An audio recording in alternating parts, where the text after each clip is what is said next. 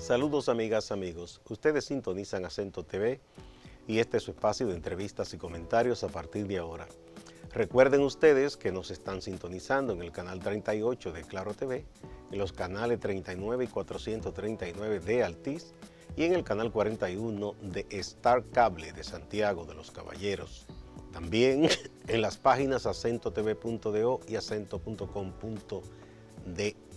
El tema de este día, a partir de ahora, vamos a echar una lectura a los escenarios de la política nacional.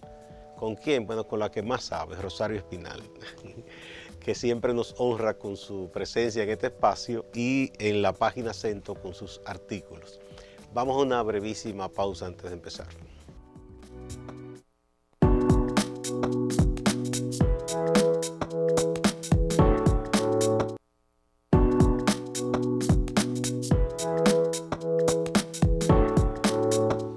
Muchas gracias por acompañarnos.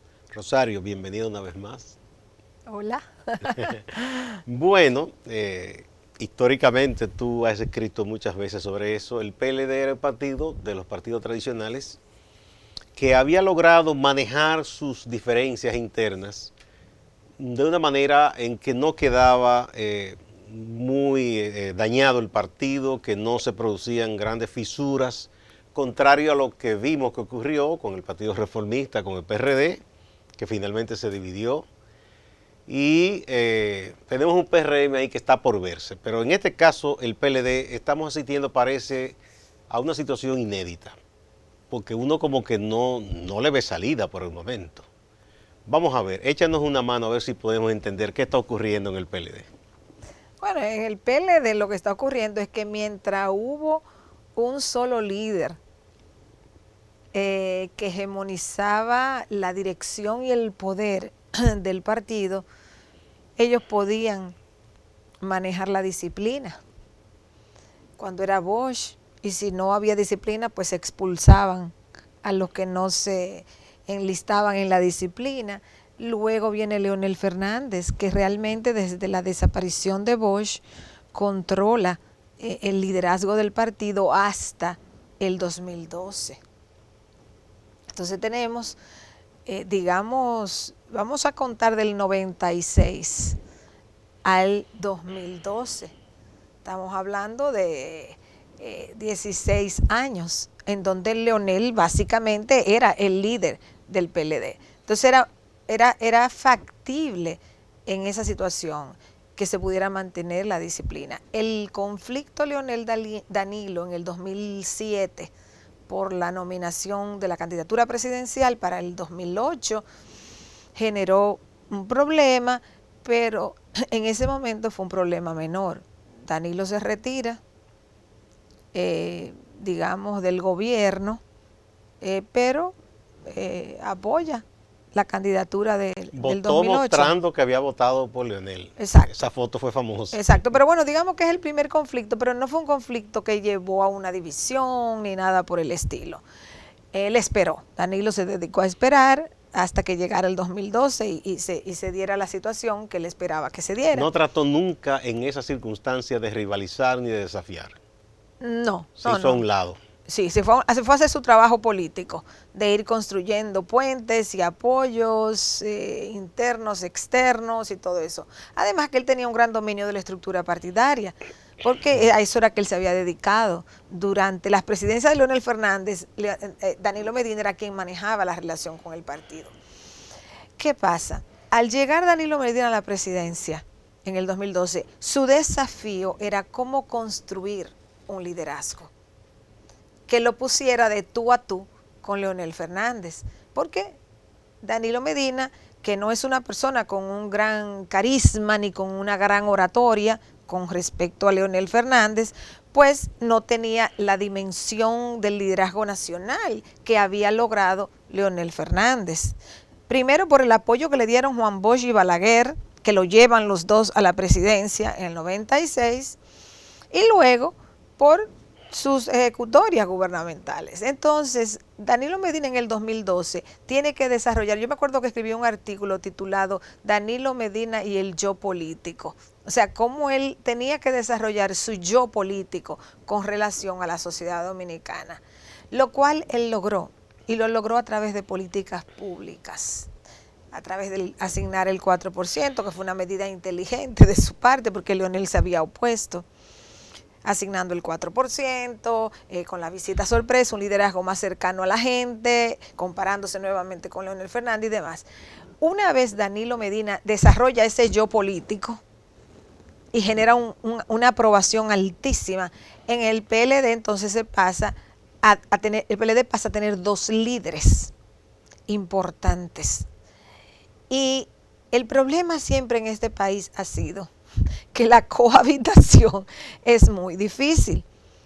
Alguien tiene que dominar y las organizaciones partidarias y querer perpetuarse y todo eso. Entonces, el PLD, mientras Danilo Medina se consolidaba en el poder después del 2012, Leonel se queda como presidente del partido, pero Leonel, en vez de modernizar el PLD, y de establecer mecanismos institucionales de selección de candidatura, se dedica a esperar pensando que a él le toca constitucionalmente la candidatura del 2016, que le tocaba, digamos. Casi él lo dio como un hecho eso. Él lo dio como un hecho. Él lo dio como un hecho. Él asumía que a él le tocaba la candidatura en el 2016.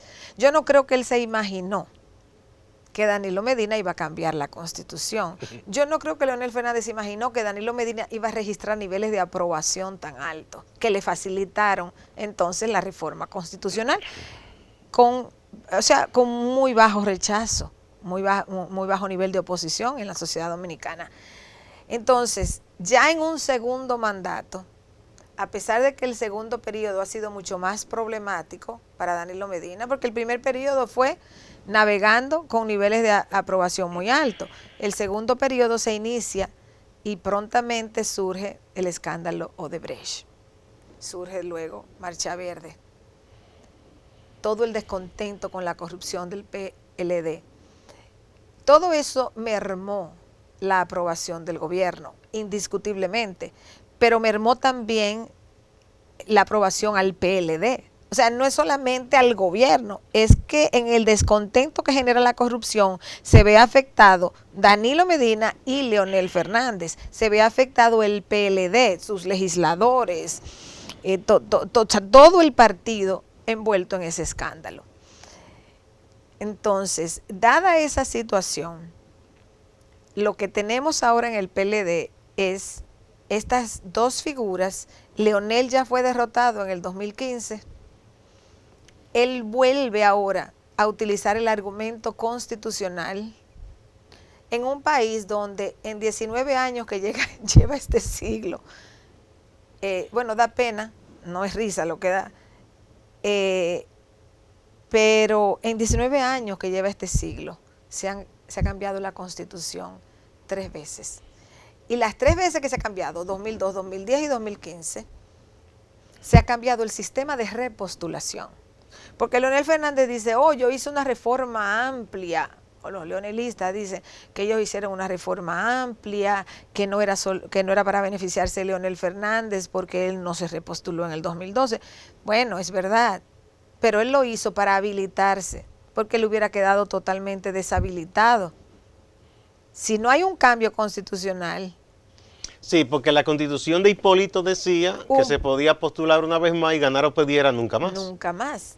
Y Leonel Fernández es reelecto en el 2008 con la Constitución de Hipólito Mejía. Exacto. Entonces ya él terminaba en el 12 y no podía ser candidato más. Entonces, ¿qué hace Leonel Fernández? Cambia la Constitución en el 2010 y mete ese factor, en vez de dejarlo. El pacto que hizo con Miguel Vargas. Sí, pero que le echan la culpa a Miguel Vargas. Pero a quien le convenía ese cambio no era a Miguel Vargas, era a Leonel Fernández. Sí, obviamente. Y quizá lo más probable es que Leonel no quería esa parte excluirla del pacto, porque le convenía. Totalmente. esa era la parte que a él le convenía. Incluso yo voy más allá. Yo creo que la reforma constitucional se hizo motivada por eso. Aunque como incluyó tantas cosas, no se suele decir que esa fue hecha para la reelección. Para eso, exactamente. Pero yo desde que vi el rum con la reforma constitucional, yo dije, esta reforma constitucional la están haciendo por 3 razones. Una, para habilitar a Leonel Fernández. 2, para cerrar los derechos de descendientes de inmigrantes haitianos. Es la Constitución que dice que ahí fue que estableció. Si usted es hijo de inmigrantes indocumentados, usted no es dominicano. Una inmensa concesión a la derecha ultranacionalista del país. Y tercero, una concesión a los sectores, sobre todo las iglesias, de establecer el artículo de que la vida es desde la concepción hasta la muerte. O sea, en esos términos, la Constitución del 2010 es más atrasada que las constituciones de Balaguer, donde no se hacía referencia a eso. Entonces, cuando hablaban de revolución democrática con esa Constitución, bueno, tiene algunos bla, bla, bla que lucen muy democráticos, pero en algunos puntos esenciales. Fue un retroceso. Fue un retroceso. Entonces, yo creo que esos eran los puntos centrales que ellos tenían en mente. Y claro, algunas reformas al Poder Judicial, el Consejo de la Magistratura. Pero ahí también hubo un retroceso, porque se le dio más poder al Ejecutivo, incluyendo al Procurador que no estaba antes. Exactamente, y se quitó la inamovilidad de los jueces, que era la idea original. Para darle más independencia. Para darle más independencia. O sea, una inamovilidad podía haberse establecido, por ejemplo, con una edad de jubilación, de retiro, a los tantos años. Incluso si no querían llegar a 75, pónganlo a los 70. Tú puedes tener un límite en la inamovilidad a partir de establecer un máximo. No dejarlo hasta la muerte, si quieren. No, porque en Estados Unidos es hasta la muerte, o hasta que ellos deciden renunciar. Retirarse. Pero aquí podía haberse establecido incluso una edad de retiro más joven, a los 70 años, pero manteniendo la inamovilidad, no tuviéramos el lío que tenemos ahora con, que es una cosa increíble, con jueces de la Suprema activos, incluso repostulándose, evaluando a quienes van para la Suprema. Y jueces que no son de carrera, evaluando a jueces de carrera. También. Una cosa que no se entiende. O el problema, el conflicto con el procurador, que se ha dado, y Miriam Germán, o sea, todo eso se hubiese evitado si aquí se hubiese establecido la inamovilidad. O sea, esos son de los entuertos de esa reforma constitucional, que tú dices, bueno, lo que ha pasado con la reforma que hizo Hipólito, que hizo Danilo, la de Leonel no es que está ajena a eso. No, porque cambió el sistema de repostulación. Exactamente. Y él se habilitó. Exactamente. Él se habilitó. Entonces, él daba como un hecho, retomando lo que decías, que bueno, como Danilo tenía el impedimento constitucional, que en el 16 él iba sin problema. Y comenzó a decir en esa ocasión que los vientos, que las cosas, ¿verdad? De pronto los vientos se voltearon contra él y no pudo. ¿Qué hubiese sido lo más inteligente una vez que ya fue un hecho y el partido aceptó? Danilo se repostula para el 16, gana. De nuevo, él no hizo lo que tú decías que quizá debió hacer del 12 al 16, que era trabajar el partido, modernizarlo, darle nueva vida, porque ese partido, dicen ellos mismos, que no se reúne para nada, ni siquiera un intermedio. Exacto. El PLD lo que ha hecho es ir para atrás. Él es un presidente del partido bastante ausente, si se quiere. Ausente, ahí no hay una innovación de nada. Incluso es un presidente tan ausente del partido que Danilo Medina ha ganado más poder dentro del partido, porque se podría decir, pero es que Danilo es que tiene los sobrecitos. La teoría de los sobrecitos. De él mismo, Leonel. Pero del mismo Leonel, la teoría de los sobrecitos, se puede decir Danilo que tiene los sobrecitos, es verdad, Danilo es que tiene los sobrecitos. Pero el comité político no se controla solamente con sobrecitos. No. Que ellos tienen cargos ministeriales, muchísimos, sí es verdad, pero los han tenido con Leonel, y con Danilo. No es que el comité político en la época de uno tenía los cargos y en la época del otro ese no los aparato tiene. se ha mantenido en el poder. Ese aparato se ha mantenido, y el comité central también, no importa quién haya sido el presidente del PLD. Entonces, digamos, con Leonel Fernández de presidente del partido, Danilo Medina le ha ido copando las instancias de decisión y ha ganado mayoría en el comité político y en el comité central. Hay una cosa, Rosario, respecto al liderazgo de Leonel Fernández. A él se le presenta una oportunidad de oro. Tú decías, de los viejos líderes, Bosch, Balaguer, lo ungen, vamos a decir. Y al mismo tiempo el otro gran líder venía ya con los problemas de salud y no pudo más. O sea, tuvo una gran oportunidad de llenar un vacío de 3 líderes que pesaron mucho. Siempre se dijo en los círculos del PLD que Leonel no tenía como tal una estructura, que quien le presta esa estructura primero fue Danilo, que siempre tuvo un grupo.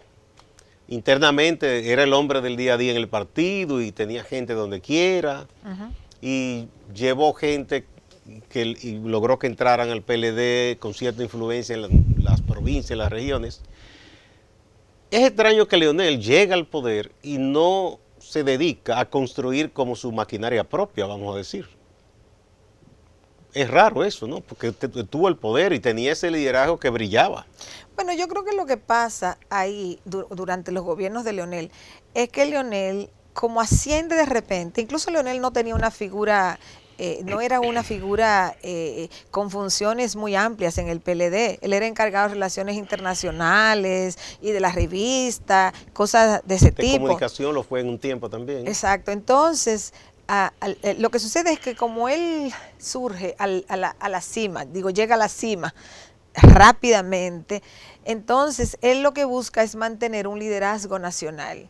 Que claro, él lo logra porque como los balagueristas se van hacia el PLD, él logra mantener ese liderazgo nacional desde la presidencia y en las tareas del partido le son ajenas. Él no se envuelve tanto porque al él estar ejerciendo un liderazgo nacional, de hecho, ese liderazgo nacional implicaba un liderazgo en el partido. Porque era de hecho, si tú por añadidura. Exactamente, si tú estableces un liderazgo nacional, tú estás estableciendo un liderazgo en tu partido también. El juego cambia cuando llega otro a la presidencia y ese otro, Danilo Medina, busca ejercer también un liderazgo nacional. Ahí es donde ellos entonces ahí es donde comienza la competencia dura, digamos, entre ellos.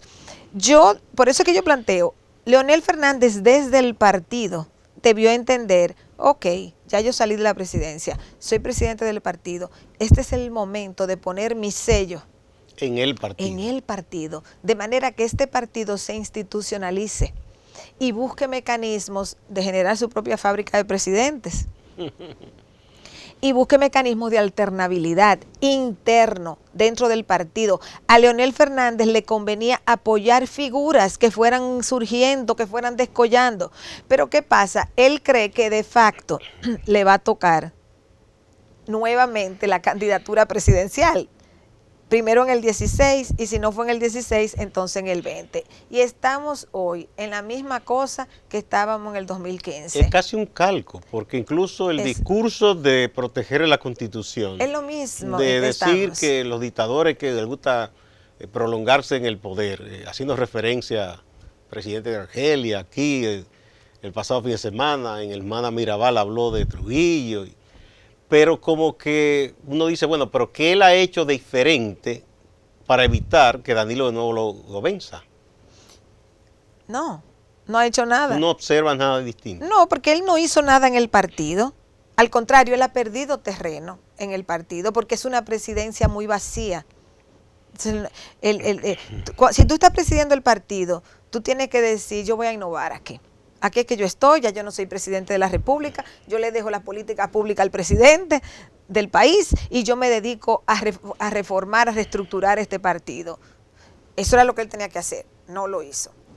Otro problema que le crea ahora dificultades. Los sectores, digamos, de partidos minoritarios de ultraderecha a quien apoyan es a Leonel Fernández. pero no solamente que apoyan a Leonel Fernández, sino que han sido críticos muy fuertes. Los opositores más Los duros. opositores más duros de Danilo Medina. Entonces, eso complica también el escenario. No es solo ya un pleito entre dos líderes del PLD.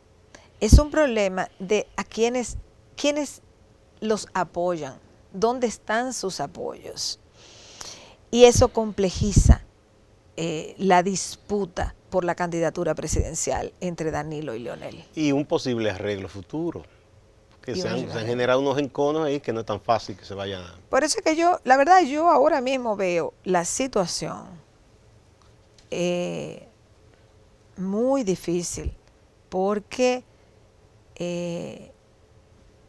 hay figuras importantes, incluso esta reunión recién pasada de Leonel Fernández con otros partidos.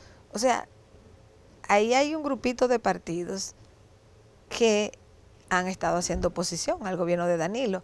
Entonces, a fin de cuentas, los mismos PLDistas o una parte de los pleistas van a decir, bueno, y esta es la gente que viene al poder si gana Leonel. Entonces, todo eso complejiza mucho la situación. Entonces, yo creo que ya esto no es una disputa entre dos compañeros de partido, es una disputa entre dos figuras políticas cuyos, aunque tienen el PLD como ancla, aunque han sido figuras históricas ya del PLD, el conflicto trasciende.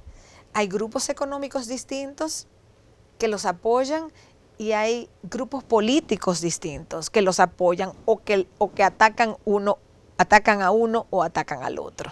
Bien, vamos a poner un puntito ahí, vamos a una primera pausa para proseguir.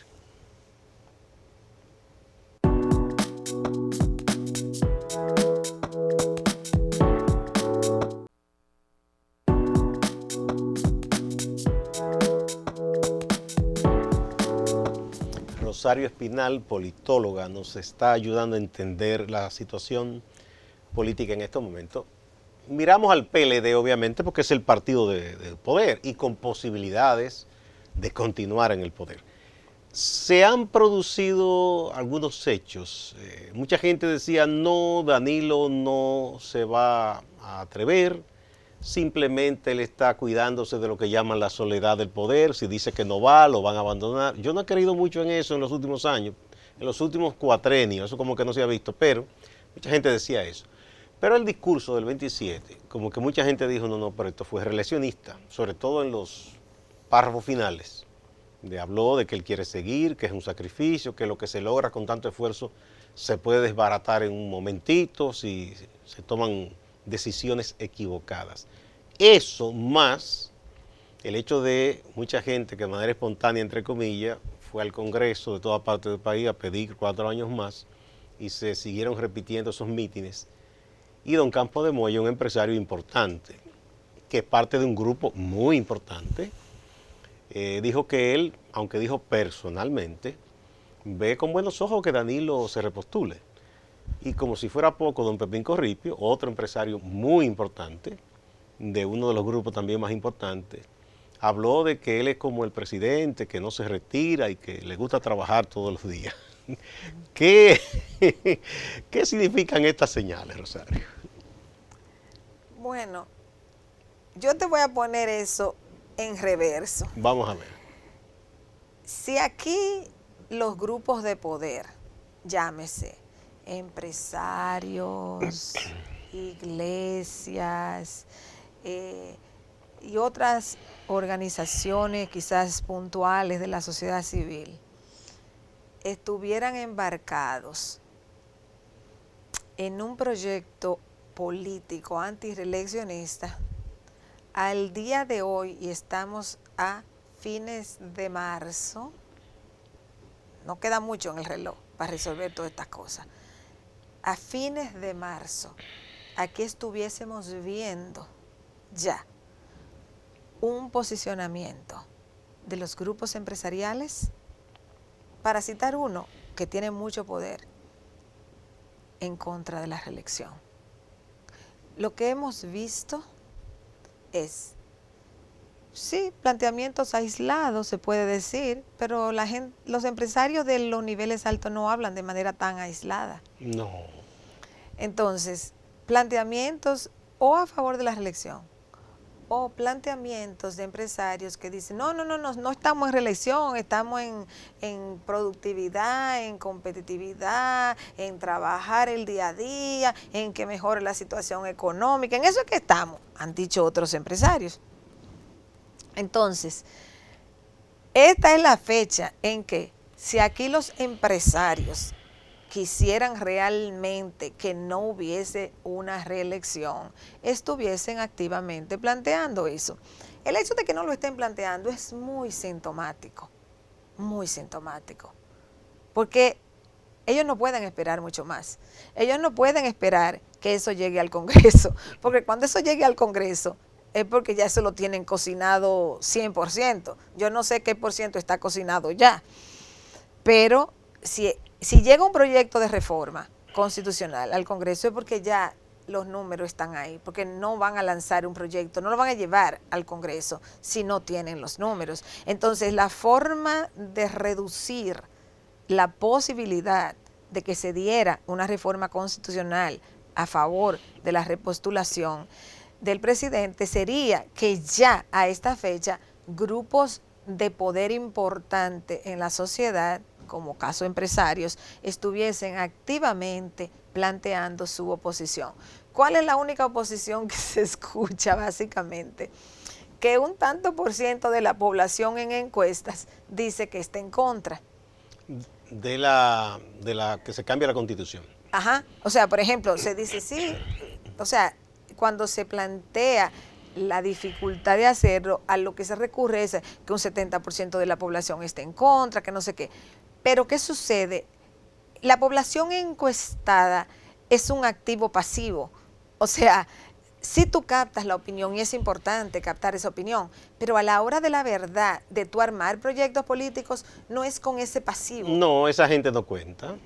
Porque esa gente no se va a lanzar a las calles si hay una reforma constitucional, por ejemplo. Entonces, ¿qué es lo que tú necesitas? Que grupos de poder importantes en la sociedad estuviesen pronunciándose en contra de la repostulación, pero no lo están haciendo. Entonces es muy sintomático. Si ellos quisieran estar en contra, como en otras ocasiones lo han hecho, sí. En el 78 lo hicieron. Sí, no, bueno, con comunicado que emplazando a Balaguer a que no hiciera una locura. Exacto, entonces hay momentos en donde tú tienes que escuchar lo que se dice y lo que no se dice. Y yo creo que lo que no están diciendo es bastante aclaratorio. Es elocuente ese silencio. Del panorama, porque aquí no hay grupos de poder importantes que estén diciendo un no rotundo a una modificación. ¿Tú piensas que el presidente Medina, que el gobierno, y obviamente de alguna manera el PLD, ha logrado ya superar los momentos que tuvieron de dificultades cuando la gente se lanzó a la calle a condenar la corrupción, a exigir cese de impunidad, que brotaron varios escándalos? Y en esos momentos algunas mediciones decían que se estaba reduciendo la aprobación al presidente. ¿Tú piensas que ya él ha logrado superar esos escollos? El escándalo de Brecht y los otros escándalos de corrupción que se sucedieron más o menos al mismo tiempo, y Marcha Verde conectada con todo eso, le dio un bajón muy grande al gobierno y al PLD, indiscutiblemente. O sea, le dio un bajón de aprobación importante, porque ahí había una población de clase media en las calles. O sea, 2017 fue un año que se sintió... Difícil para el gobierno, sí. Muy difícil, muy difícil. Era un gobierno comedido en la defensiva, vamos a decir. O sea, atrapado por aquel fenómeno inesperado de Marcha Verde. Eso dura, digamos, hasta principios del 2018. Más adelante, en el 2018, comienza el proceso de desarticulación de Marcha Verde. En parte porque sus mismos líderes parece que no entendieron de qué se trataba Marcha Verde, y en parte porque la gente comenzó a coger su tienda electoral. Yo desde el principio decía que el movimiento Marcha Verde tenía que tener mucho cuidado porque los movimientos sociales aquí suben en momentos en que no hay procesos electorales y luego caen en los procesos electorales porque todo el mundo va a hacer tienda aparte en un posicionamiento electoral. Este país es muy electoralista. Entonces la gente comienza a decir, espera, yo me voy con un partido, me voy con el otro, armo uno nuevo, etcétera. Entonces Marcha Verde llega a un punto cuando ya comienza a acercarse la dinámica electoral, que incluso yo me acuerdo que Hipólito Mejía lanzó una declaración que ya él estaba en la calle. Y eso es todavía plena Marcha Verde, fuerte. Y cuando Hipólito Mejía dice, yo estoy en la calle ya, haciendo campaña, yo dije, ya, aquí comienza el declive de Marcha Verde, porque si ya Hipólito dice que está en campaña, obliga a los demás del PRM, obliga a Luis Abinader a estar en campaña, y una vez ese proceso comience, ya va a perder fuerza el movimiento social. No es que Marcha Verde fuera el PRM, no. Marcha Verde era un ensamblaje. Había de todo. De partidos de oposición, PRM, partidos pequeños y de sectores de capas medias, sobre todo las grandes ciudades, no partidistas, que no tienen militancia ni membresía ni nada con un partido, que estaban muy descontentos. Y encontraron en Marcha Verde la forma de expresar ese descontento de una manera pacífica, con una actividad que ellos podían asumir, que era salir a caminar por las calles principales del centro de la ciudad, porque no era que las marchas se daban en medio de los barrios populares, habían algunas caminatas que se hicieron, pero las grandes marchas se hacían en la 27 de febrero, en la Churchill, o en la calle El Sol, en Santiago, o sea, en las calles principales del país, donde a las capas medias, la clase media sólida, no le causó temor salir a protestar por una razón legítima. Entonces, una vez inicia el proceso electoral, los partidos comienzan a desinteresarse del movimiento social porque necesitan buscar dinero para sus actividades políticas, por ejemplo, porque necesitan posicionarse de otra manera. ¿Y qué sucede? El otro elemento dentro de Marcha Verde que era muy interesante y pudo haber sido muy innovador eran los jóvenes. ¿Qué pasa con los jóvenes que se desesperaron y comenzaron a formar tienda aparte, a querer formar partidos políticos? Formar un partido político es un trabajo muy arduo, muy difícil. Entonces, si tú tienes un liderazgo emergente de jóvenes y te vas del movimiento social en el que tú puedes hacer una contribución e incluso heredar cuando se vayan los partidarios, tú te puedes quedar y heredar el movimiento social y heredar su vocería y heredar su liderazgo, aunque sea un movimiento social más pequeño. Pero ahí hubo un grupo de jóvenes que se desesperó. Entonces se fueron a formar organizaciones cuasi partidarias. Digo cuasi partidarias porque muchas de esas cosas no van a cuajar en la formación de un partido porque el esfuerzo, el costo es muy alto. Y peor aún, la nueva ley de partido, la nueva ley electoral le pone la situación muy difícil para la permanencia de los partidos nuevos, porque tienen que ir solos en las primeras elecciones, entonces tienen que sacar un porcentaje que justifique su existencia posteriormente. Obliga a los partidos a destinar no más del 20% para alianzas. Entonces, tampoco es que hay cupo para tantos.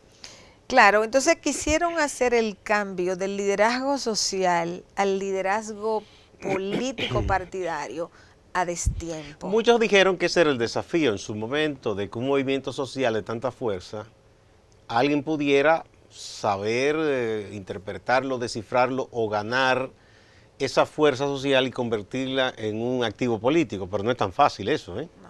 Yo dije varias veces, comentando, analizando Marcha Verde, que el principal problema de Marcha Verde, el enemigo de Marcha Verde, no era el gobierno, porque el gobierno se sabe que es su opositor, eso lo sabemos.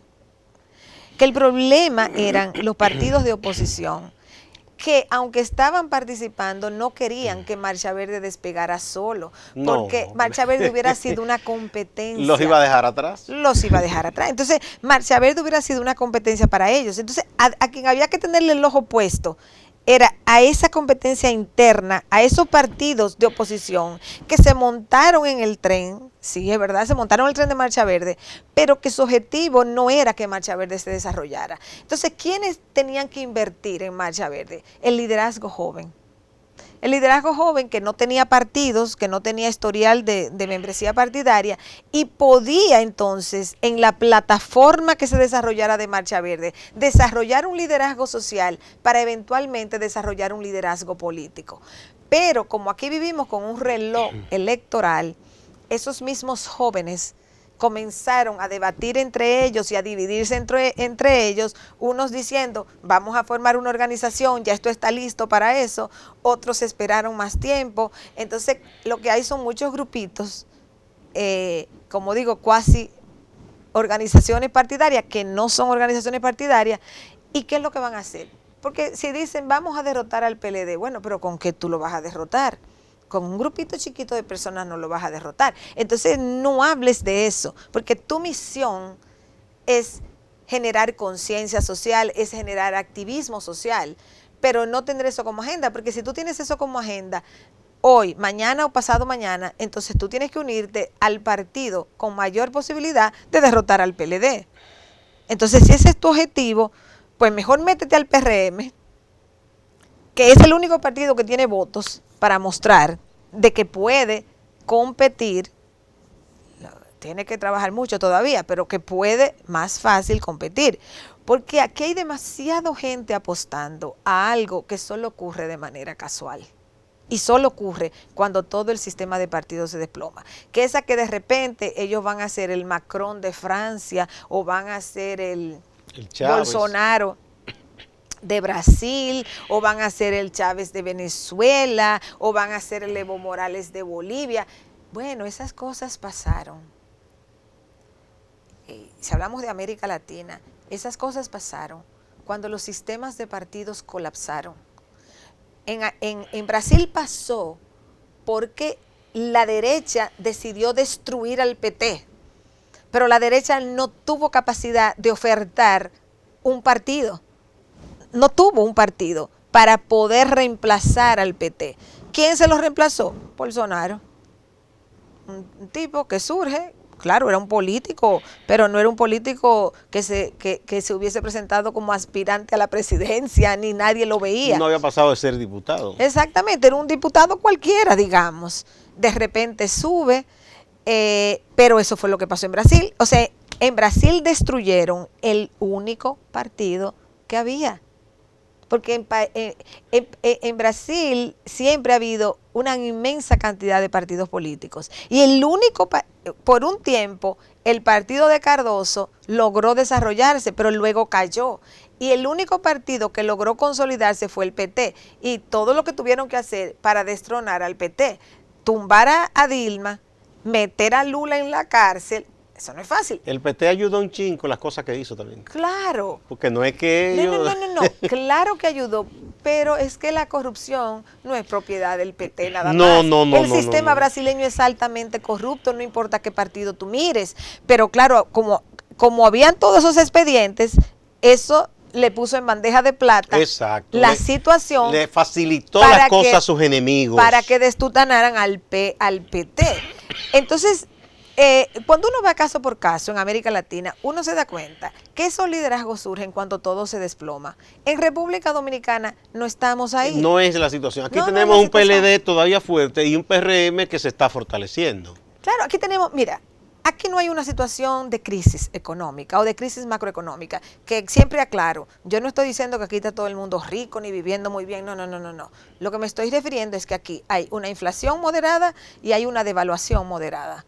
tú tienes una relativa estabilidad macroeconómica. No hay una desestabilización. Ni hay una desesperación. O sea, no estamos como en Venezuela, que todo el mundo está saliendo como pueda por la frontera, por el callejón, por donde sea. O sea, no, aquí no hay una inflación de 1000%, aquí no hay una inflación ni siquiera de 100%, ni siquiera de 25%. Entonces, no, de hecho, en el último dato que dio el presidente, y me decía el profesor Ciriaco Cruz de la UAS, que me dice, sí, por ahí que anda la cosa, es una inflación incluso hasta menor en estos momentos que el estadounidense. Bajísima. O sea, es una inflación baja. Menos de 2%. Entonces está controlada. Multiplícala, duplícala. Ponle 4%. Todavía la inflación de 4% manejable. Es manejable. Cualquier país está contento con un 4 o un 5% de inflación. Entonces, aquí no hay una situación de inestabilidad macroeconómica, lo cual es una ventaja para el gobierno. Aquí lo que hay que hacer es que en este caso el PRM, que es el que tiene más votos para mostrar, pudiera avanzar para restablecer en este país la competitividad electoral. Porque aquí se perdió la competitividad electoral. Entonces, la gente que está soñando con que para el 2020 aquí se va a crear una situación en donde fulanito de tal de repente va a ganar la presidencia, alguien que ni conocemos o que apenas conocemos, están equivocados. Eso es muy difícil que ocurra. Es que eso solo ocurre cuando colapsa el sistema de partidos. Si no, eso no ocurre. Eso es muy simple. Eso es una lección básica en política. Tú tienes que ver que el sistema de partidos colapse. Y para que un sistema de partidos colapse, tú necesitas que ocurra un evento sumamente grande. ¿Tú recuerdas a Ross Perot en Estados Unidos? Que en un momento se pensó y que vino Clinton y arrasó. Bueno, que Ross Perot, aunque su vínculo era con el Partido Republicano, Ross Perot quiso promover un nacionalismo conservador.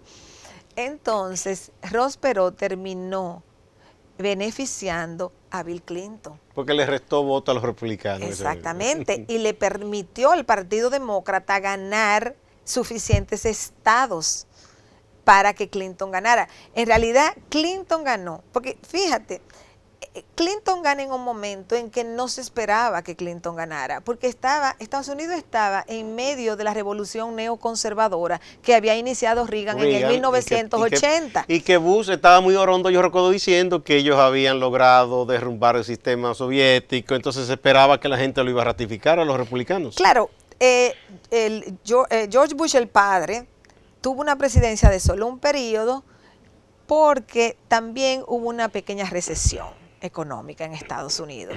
O sea que fue la conjunción de una recesión económica en la presidencia de Bush padre y Ross Perot por otro lado, que le sustrajo votos conservadores. Esas condiciones permiten que Clinton llegue al poder.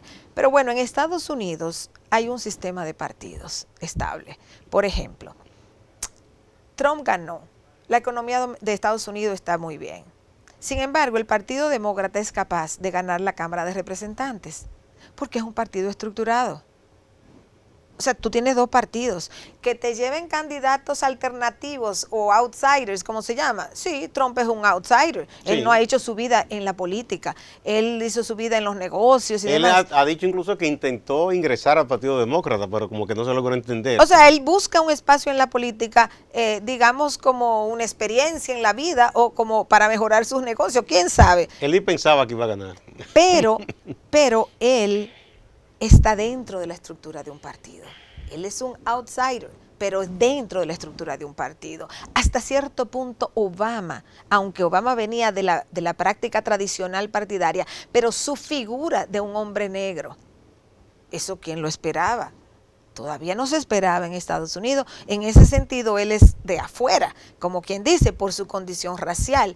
Sin embargo, él está dentro de una estructura partidaria. Entonces, los candidatos inesperados que ocurren en países con sistemas de partidos estables, ellos se desarrollan dentro de esa estructura partidaria. Y nada, o sea, todo está normal, porque son los partidos que juegan, o sea, son los partidos con representación y demás.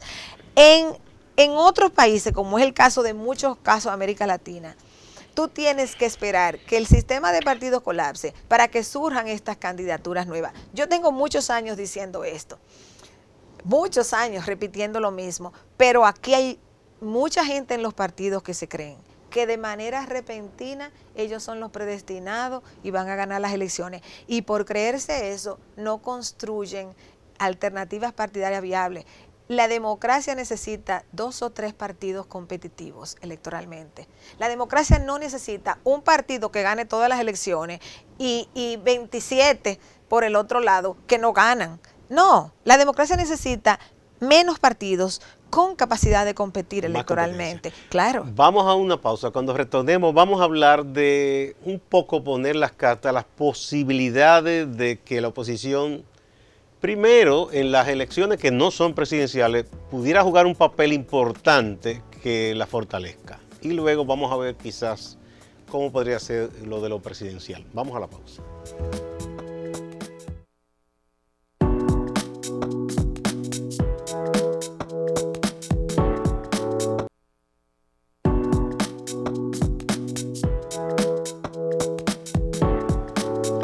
Bueno, Rosario, para que lleguemos a las presidenciales de 2020, habrá que pasar por un proceso de elecciones municipales para elegir directores municipales, alcaldes, regidores.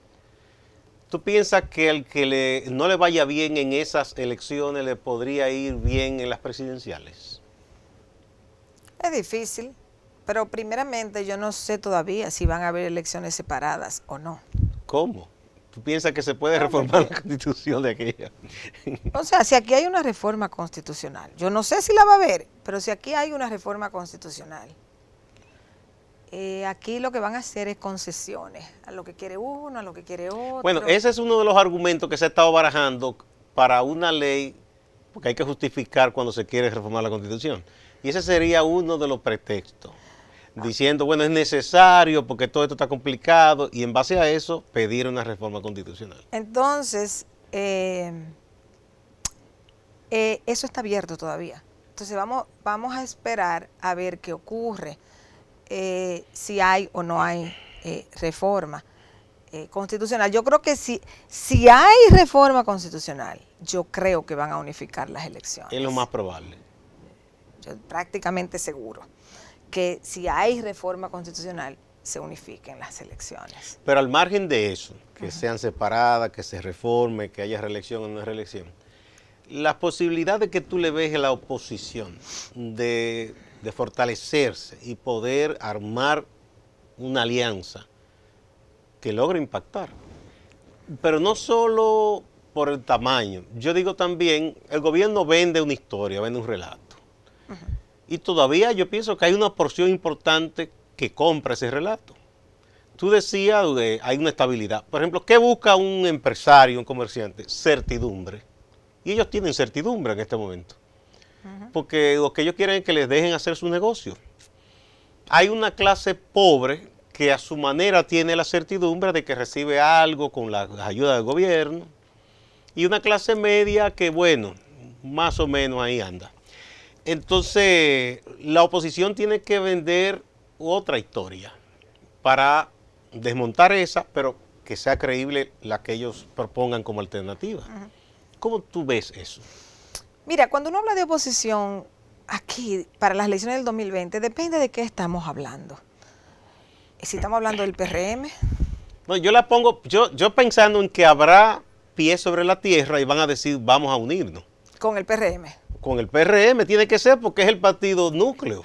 Bueno, entonces, por eso yo digo, cuando se habla de oposición depende de qué estamos hablando. Si es el PRM y quien sea que se vaya en alianza, que pacte con ellos, que pacte con el PRM, entonces la capacidad que tenga el PRM de atraer grupos minoritarios a su alianza va a depender de su propia organización y proyección.